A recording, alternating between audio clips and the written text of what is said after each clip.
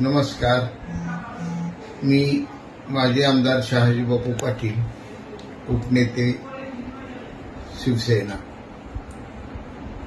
या राज्याचे माजी मुख्यमंत्री आणि सध्याचे उपमुख्यमंत्री, शिवसेना पक्षप्रमुख आदरणीय एकनाथजी शिंदे साहेब यांनी त्यांच्या मुख्यमंत्री पदाच्या कारकिर्दीत कोलार समाजाला गेल्या 40 वर्षाची स्वतंत्र महामंडळाची मागणी मान्य करून त्यांना स्वतंत्र महामंडळ आर्थिक विकासासाठी निर्माण करून दिले.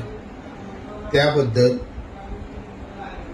उपमुख्यमंत्री एकनाथजी शिंदे साहेब यांचे आभार मानण्यासाठी आणि समाजाला